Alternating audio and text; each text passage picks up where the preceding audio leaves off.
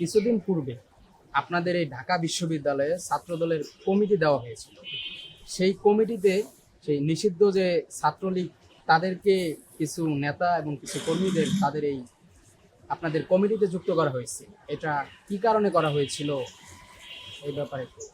এখন দেখেন, যারা নিষিদ্ধ ছাত্রলীগের যারা বিভিন্ন সময় পোস্টেড ছিল, বিভিন্ন নেতাকর্মী ছিল, এরা যারাই এখানে স্থান পেয়েছে, এটা অবশ্যই বলবো আমাদের নেতৃবৃন্দের ভুল। তাদের দৃষ্টিগোচর বিষয়টা আগেই আরো দৃষ্টিগোচর হওয়া উচিত ছিল এবং এই বিষয়ে তাদের আগেই ফিল্টারিং করা উচিত ছিল।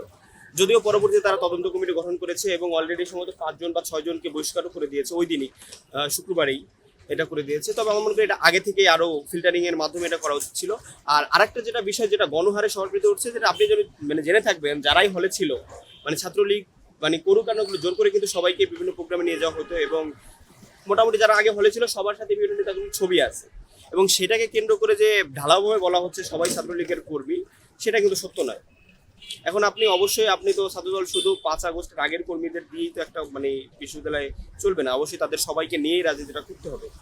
তো সেই ক্ষেত্রে হয়তো বা এমনও কেউ আছে যারা হয়তো বা কারোর সাথে একটা ছবি ছিল কোনো কারণে, সেই একটা ছবিকে কেন্দ্র করে বিভিন্ন প্রোপাগান্ডা ছড়ানো হচ্ছে।